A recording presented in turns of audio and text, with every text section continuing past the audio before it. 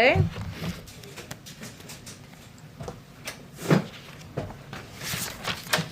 We tried to make this outdoors. It was not technologically possible yet. One day, maybe.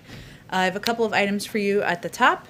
Today, as a part of our Help Is Here tour, the Vice President and Education Secretary Cardona are traveling to New Haven, Connecticut to emphasize a bold and historic achievement of the American Rescue Plan, cutting child poverty in half.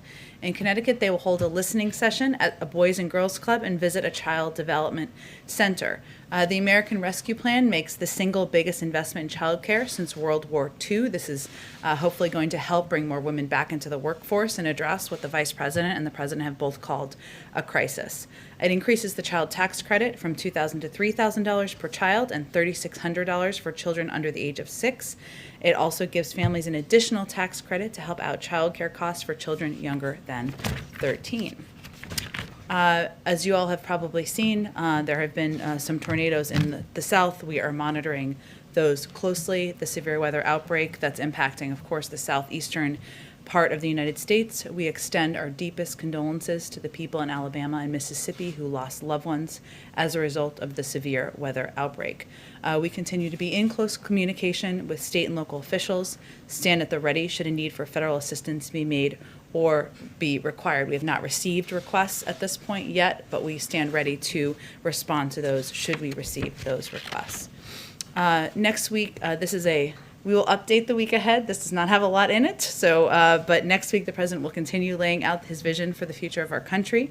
On Monday, Tuesday, and Thursday, he will not be traveling. He will be doing public events at the White House. We'll have more details of those in the coming days. And on Wednesday, as all of you know, he will travel to Pittsburgh, Pennsylvania, where he will deliver a speech laying out more details of his plan to build the economy back better. That, Josh, go ahead. Thanks, Jen. Georgia signed into law new restrictions on voting. President Biden has expressed his moral outrage over that. There's legislation in Congress, but does the administration plan to take any executive actions or file any lawsuits opposing these new laws? Well, the administration has taken executive actions on voting rights, and of course we will continue to review options in that regard. I will say we expect to have a statement from the president on this voting law, I should say, that passed in Georgia.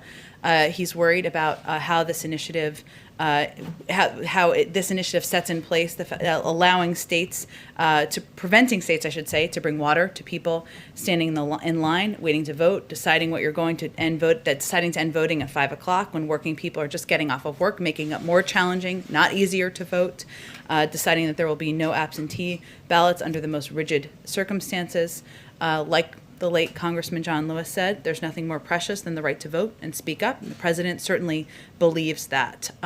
There are pieces of legislation, as you noted, but that he is watching closely, that he will be engaging with members of Congress on, including the For the People Act and the John Lewis Voting Rights Advancement Act, to make it easier for all eligible Americans to vote, to have access to the ballot box, and to prevent attacks on the sacred right to vote. I'll also note that when he was in Georgia just 2 weeks ago, he met with Stacey Abrams while he was there, and he will also continue to encourage and engage with outside leaders and activists on steps they can take.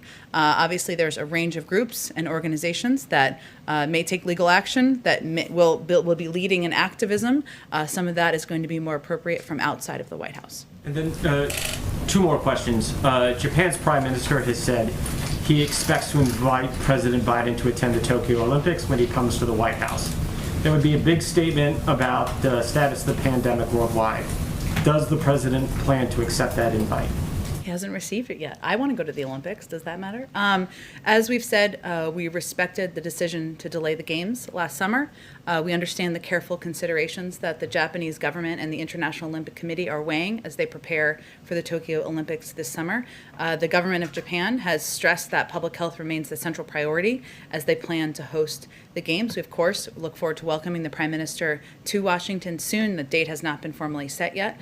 And beyond that, I don't have any predictions on what the president's travel will look like this summer. And then there's this ship stuck in the Suez Canal. Has the U.S. offered to help or provide any kind of assistance to resolve the problem? We are tracking the situation very closely. We understand that Egyptian officials are working to remove the tanker as soon as possible and continue traffic. As part of our active, diplomatic dialogue with Egypt, we've offered U.S. assistance to Egyptian authorities to help reopen the canal. We are consulting with our Egyptian partners about how we can best support their efforts. So those conversations are ongoing, and hopefully we'll have more to say about that soon. Go ahead, Steve. Thank you. We heard what the president said yesterday about Afghanistan. When do you think he will formally postpone the May 1 withdrawal date? First let me convey the president has not made a decision at this point. As he said yesterday, it would be tough to meet the May 1st deadline for full withdrawal for logistical reasons. That's consistent with what Secretary of State Tony Blinken also said in Brussels earlier this week.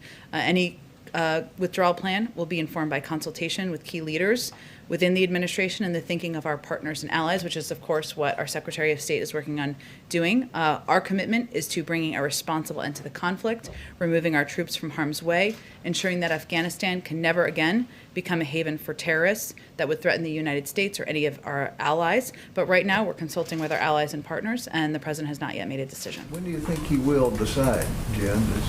Is it imminent, or? Obviously, May 1st is coming soon, but I don't have any timeline on when his decision will be made. And separately, on North Korea, when do you expect your review of that policy to be completed? We are in the final stages of our intensive multi-stakeholder North Korea policy review.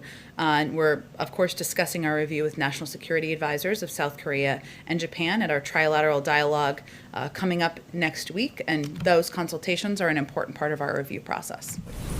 Go ahead. Thanks, Jen. First, I want to follow on the Suez. How concerned is the U.S. about the blockage and its effect on global commerce, trade, goods getting to the U.S. and other places? Well, we do see some potential impacts on energy markets from the role of the Suez Canal as a key bidirectional transit route for oil. And obviously, that's one of the reasons we offered assistance from the United States, and we are in close consultation with the Egyptians about that. We're going to continue to monitor market conditions, and we'll respond appropriately if necessary, but it is something we're watching closely. And then on the pandemic, Dr. Redfield, the former CDC director, said this morning that he believes that the virus originated from the lab in Wuhan. Does President Biden have any views on where the virus may have originated, or has the U.S. come to a conclusion on that yet? Well, as you know, the WHO is examining this and will be releasing a report soon. We'll review that report once it's available. We continue to learn more about the early stages of the COVID-19 pandemic, including its origins, so we can better prepare for future crises. I know Dr. Walensky addressed this, and I think Dr. Fauci did as well this morning, and we'll look closely at that information when it's available. Are the president's views being informed by that WHO report or his advisors? I mean, by his health and medical advisors, certainly. And so they'll review. They will be, of course, the people reviewing the reports and more data when it becomes available. And then last one on the forced labor in Xinjiang in China. Some companies have come under pressure from the Chinese government, and some retailers have actually dropped pledges not to use products made with forced labor from that region. So what is the U.S. doing to stop or deter China from making those kind of threats against companies that have resulted in this problem? Well, we certainly have been watching this issue closely, as you well know, and we've taken our own strong actions in order to prevent China from profiting off of its horrific human rights abuses in Xinjiang and to stop imports of products made with forced labor in China. American consumers and consumers everywhere deserve to know that the goods they are buying are not made with forced labor, and many companies are standing up for consumers' rights. The international community, in our view, should oppose China's weaponizing of private companies' dependence on its markets to stifle free expression and inhibit ethical business practices. So it is something we are watching closely. We, of course, taken our own action. I would expect that state and commerce will have more to say on this later today. Just one quick follow-up, though. It's because it seems like you've been having this message out there for the first couple months of this administration, but China only seems more emboldened to threaten these companies. So what more can be done from the White House to try to deter them from making these threats? Well, we can work with our international partners, obviously, as I conveyed, on how we're going to push back on China's efforts to weaponize private companies, and we can convey publicly, as we are now, and of course engage with private sector entities about these efforts. But a lot of that action would happen from Commerce and in some cases the State Department. And again, I expect they'll have more specifics to say later today on this. Go ahead, Caitlin. Few questions on the WHO investigation that's coming out. Jake Sullivan, the National Security Advisor, said a few months ago that they had deep concerns about the way that investigation was being conducted. Did they still have those deep concerns? In part because there was a lack of transparency and there was a lack we weren't ensured that we would have access to the data available. So there was a delay. They actually delayed the release of that report, which we were encouraged by. We'll have to take a look at it and make sure we have access to the underlying information. So what happens if the report comes out and President Biden is not satisfied with it? Not satisfied with the report? Well, we've also called for an international investigation and look into what's happened and the origin, not just the origin, I should say, the lack of transparency from the Chinese. We have reinstituted or re-engaged with through staffing of our team on the ground in Beijing. So we'll see what the report says. Where we have concerns, we'll look at the underlying data if we have access to that, and then we'll have to make a determination through an interagency process on what's next. And just to get some clarity on yesterday, should we still be expecting executive orders from the president on gun measures? Yes. Imminently, or what do you, like a month from now, what do you think the time frame on that is? I can't give you an exact time frame, in part because they have to go through a review process, which is something that we do from here. I will note that when the president was the vice president in the Obama-Biden administration, he helped put in place 23 executive actions to combat gun violence. It's one of the levers that we can use, that any federal government, any president can use to help address the prevalence of gun violence and address community safety around the country. At the same time, he continues to believe that there is an opportunity to engage with Congress. There are two background check bills that have been proposed, have been introduced, have been working their way through. There have also been legislation introduced to ban assault weapons.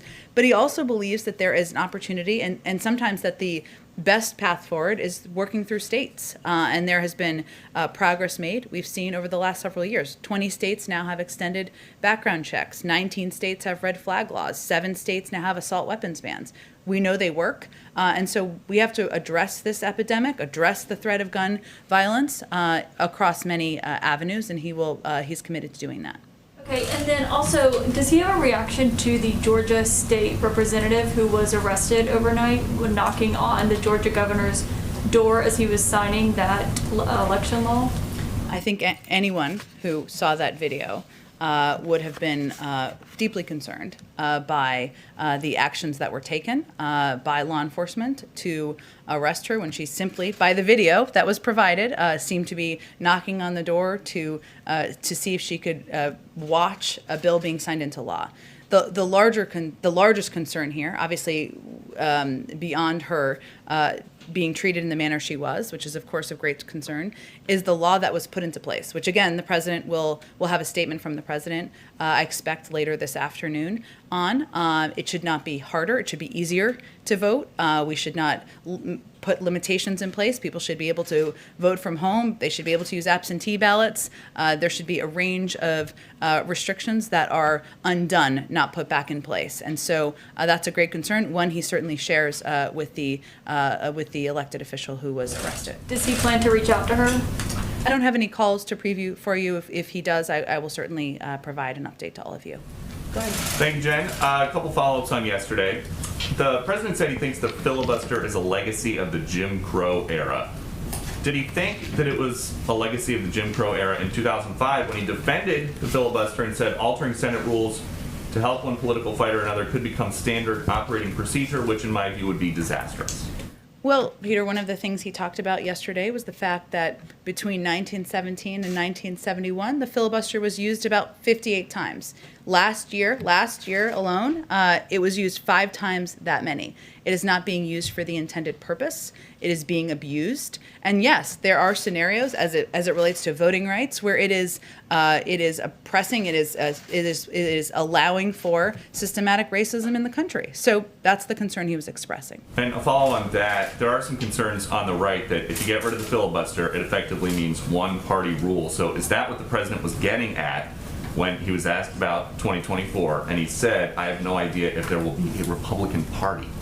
Well, that certainly wasn't what he was getting at. Given as part of his answer, he conveyed that his objective and his hope is to work with Republicans. He wants to get work done for the American people. He wants to put in place solutions, put people back to work, get the pandemic under control, make voting easier and more accessible.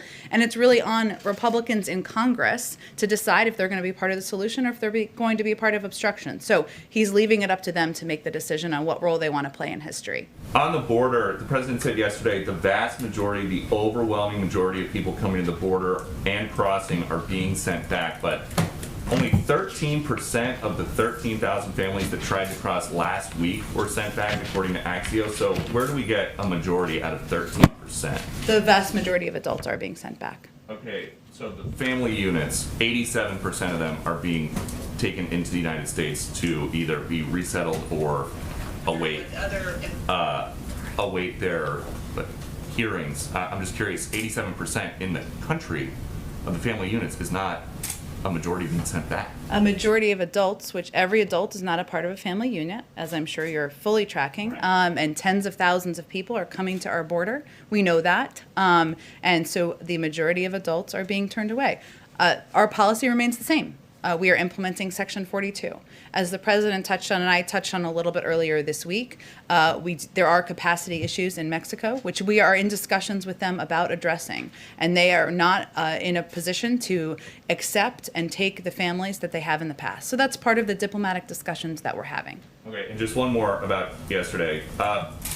We noticed, starting at the end of the campaign, and then into the transition and here at the White House, anytime that the president has an event where he is given a list of reporters to call on, Fox is the only member of the 5-network TV pool that has never been on the list in front of the president. And I'm just curious if that is an official administration policy. We're here having a conversation, aren't we? Yes, but And do I take president- questions from you every time you come to the briefing room? Yes, but I'm Has the asking about president taken president. questions from you since he came into office? Unfortunately, Yes or no? only when I have shouted after he goes through his whole list. And the president has been very generous with his time with Fox. I'm just curious about this list that he has given.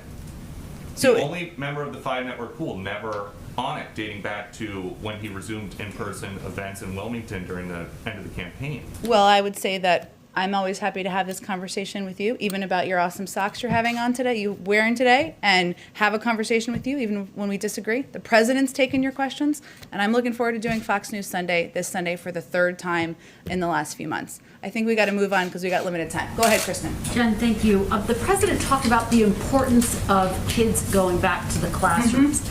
In many schools all across the country, they are not going back to the classrooms, and there aren't imminent plans to do so because teachers' unions say that they want their teachers to be vaccinated first, even though the CDC says that's not required.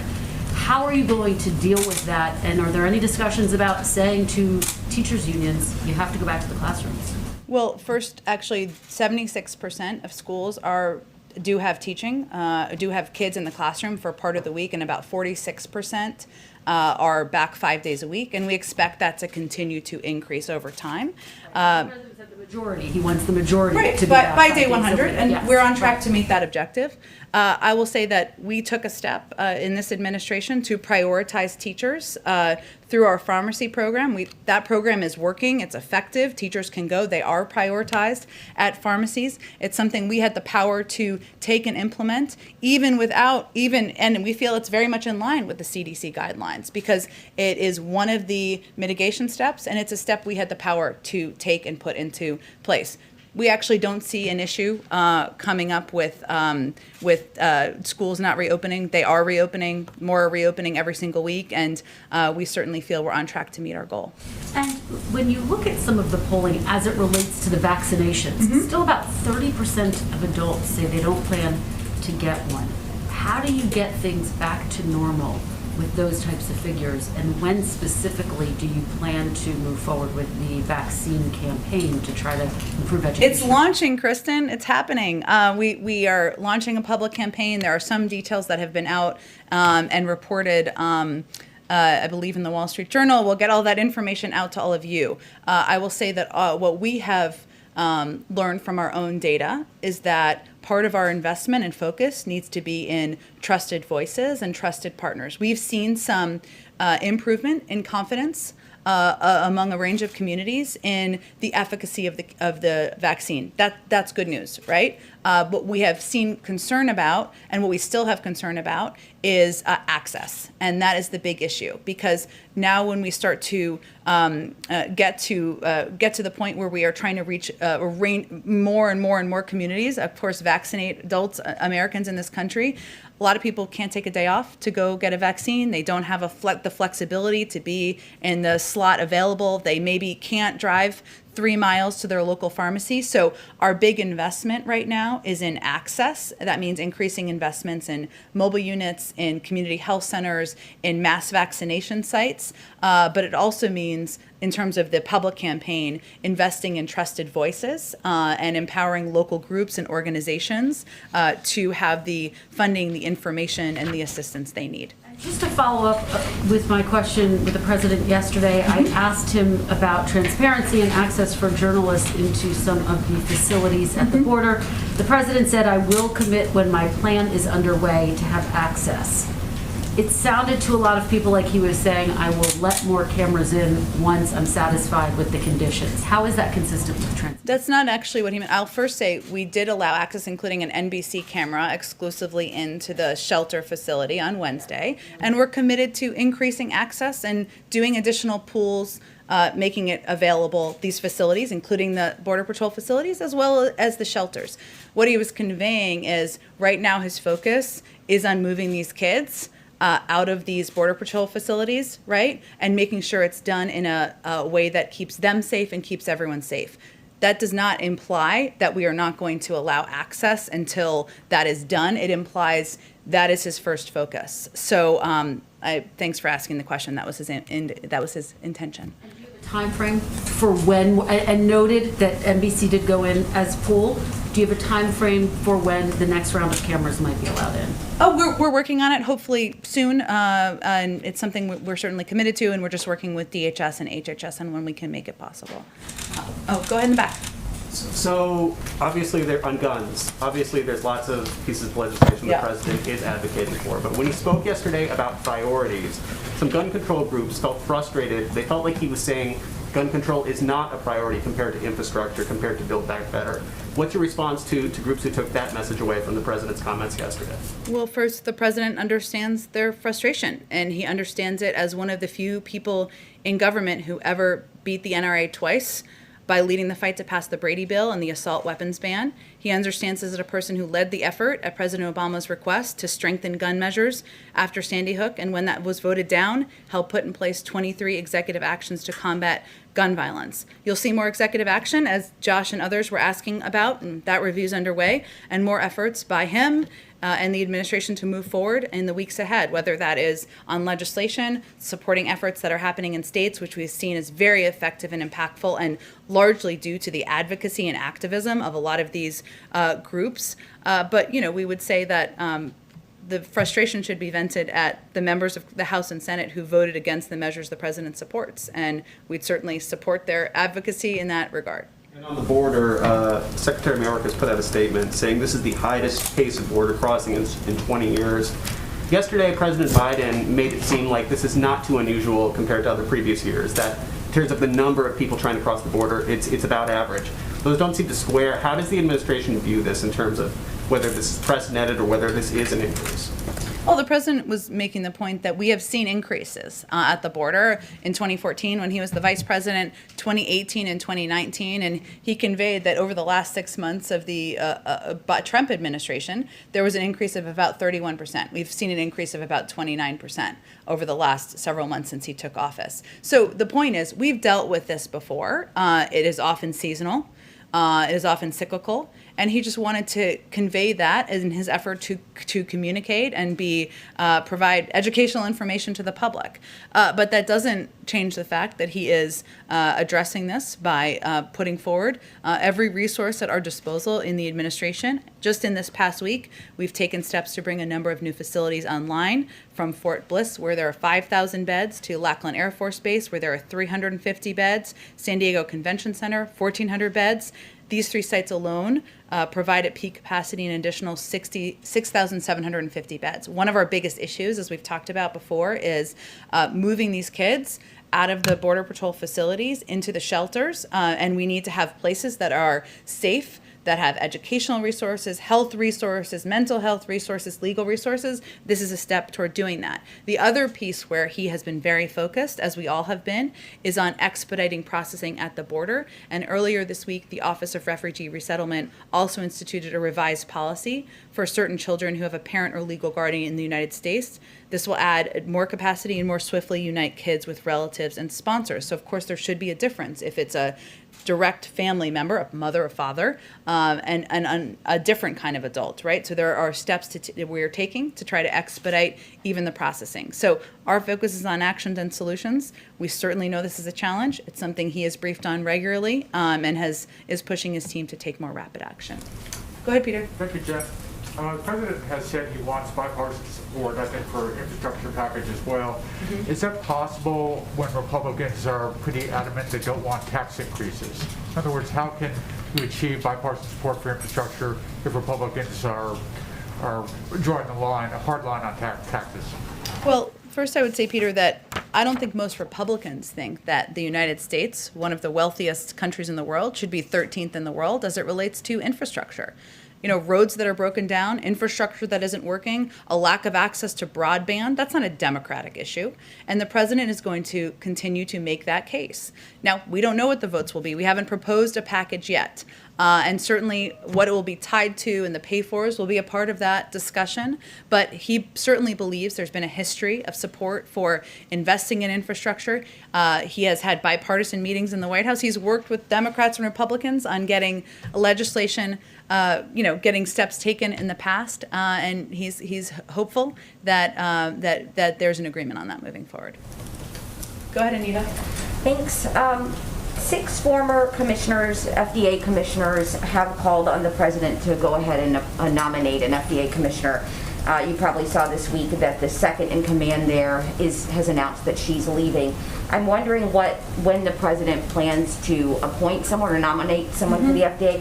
But more broadly, I wondered if you could talk a little bit about why the president is behind Presidents Obama and Trump on appointing both at the FDA and a variety of other vacancies, including the Deputy Secretary at DHS and the Solicitor General. Well, I'll also point out that the president is also the first president to have all 15 cabinet nominees confirmed on this timeline and without a single one dropping out, if we're just making comparisons between administrations.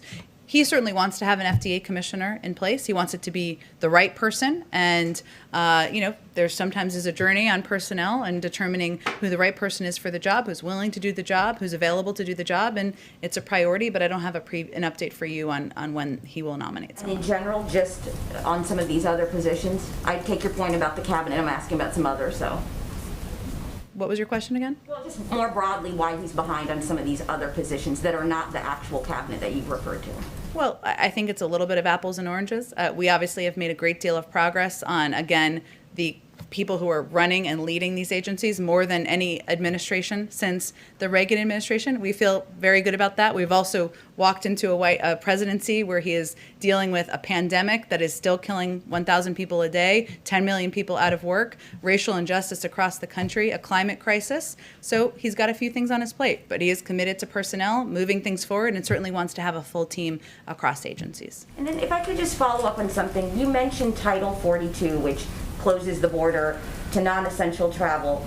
Before President Biden was president, several lawmakers, including then Senator Harris, now Vice President, obviously, called it an unconstitutional executive power grab that had no known precedent or clear legal rationale. Why is that still something that he has not rescinded? What is he reviewing that? What is the situation there? He clearly doesn't agree with the Vice President on that. It's in place for public health reasons, given we're in the midst of a pandemic. That's why it's in place. I think we're gonna have to move on. Go ahead. A couple of COVID questions, Jen. Since January, the number of Americans who have been tested for COVID has dropped off dramatically as more people are getting vaccinated. This is a real concern for public health officials who think that testing is, cornerstone to keeping the pandemic in check. So, what is the administration's plan to make sure that those testing numbers don't fall off further as more people get vaccinated? You're absolutely right, and testing is a key part of returning to normalcy, whether it's schools or workplaces or businesses, especially as we still have a majority of the population that still needs to be vaccinated, although we're working to expedite that. There is funding in the American Rescue Plan. There is funding to also allow for that, or institute, or give funding, I should say, to schools to also make that available there. So it's something that we'll continue to communicate about to governors, to school leaders, to businesses about the importance of testing. And we have resources now that have been passed in the American Rescue Plan to help alleviate some of the cost. Okay. And one more. The NFL has announced that it is not going to require players, coaches, staff members to get the COVID vaccine if they want to play, practice, etc. Is that a mistake, and should this vaccine be required for athletes?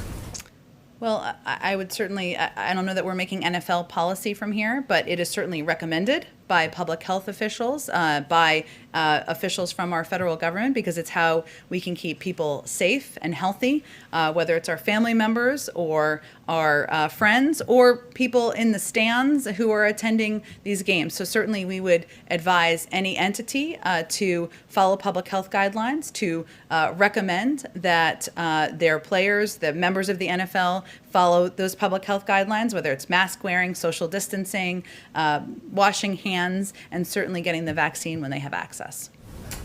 Go ahead. So a question again about voting rights. The president has expressed support for H.R. 1. Yeah. He's going to put out a statement later today.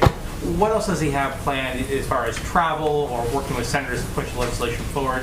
What other specifics can you share about his use of the bullet pulpit to push that forward? And I have one more question on behalf of... Okay, no problem.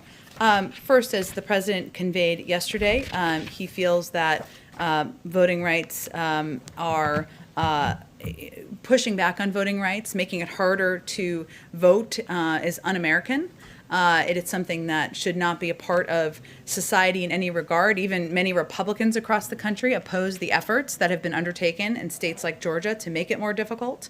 He will certainly continue to vocalize that, as he did quite passionately yesterday. He met with Stacey Abrams when he was in Georgia, and he will, of course, use his role as president to engage with and work with members of Congress and leaders to help to move these pieces of legislation forward into the Senate. Okay, and the other question is, when children arrive at the border, migrant children arrive, and they're not with their biological parents or with aunts, uncles, grandparents, they are sometimes separated from them, and they become an unaccompanied minor at that point. Does the administration looking at changing that policy to let non-immigrants stay together when they're not a biological parent?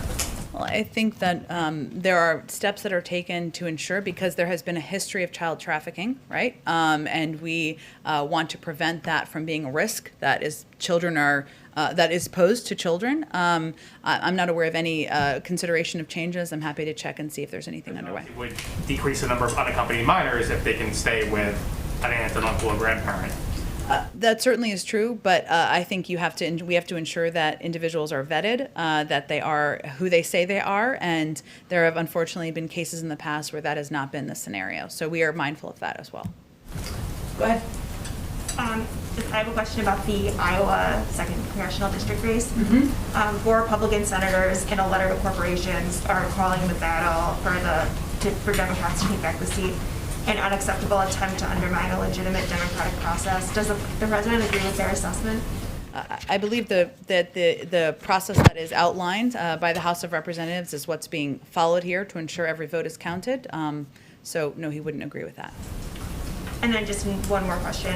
Will the White House comply with the White House Democrats' request for documents from the last 6 weeks of the Trump administration as part of their investigation into what happened on January 6th? A lot of those documents would be in the National Archives, I believe, so I'm not sure it would be White House documents. But if they're White House documents, I can certainly ask our lawyers, but I think most of them would be in the National Archives from a past administration. Go ahead. Thank you, Jen. Has the president been briefed or seen the images of migrants that have passed away at the border in the past couple of days, including a 9-year-old girl? And does he have any response to that? Well, I would say this is, he is regularly briefed by his immigration team and kept abreast of all developments at the border. I would say that those images are a reminder of how dangerous this journey is and why this is not the time to come. And it's just is a reminder of how important it is that we work together. This is not a partisan issue. This is an issue where we're talking about people's lives, children's lives, and we're focused on working with anyone who wants to be a part of a solution to address the challenges we're facing. And when you and the president yesterday talked about negotiating with Mexico, what is Mexico asking for to take the migrants back? I don't think we're going to get into its private negotiations. I will just say that it's not a question of if, but when we work through with the Mexican government, being able to have the capacity to take some of these families back. Part of the discussion, of course, when Ambassador Jacobson and others were in the region was on exactly these issues, but it was just the first trip. As we announced just a couple of days ago, the Vice President will be playing an important role here. We have just announced an envoy, and these discussions will be ongoing. We didn't expect this first trip to be conclusive. And as you make now the infrastructure package your next priority, where does immigration reform fall on the list of priorities for this White House? Any White House, including ours, has to walk and chew gum at the same time, move forward on a range of priorities, a range of crises facing the country. So we will continue to work with members of Congress, work with outside groups, continue to advocate for moving long overdue immigration reform forward. Go ahead.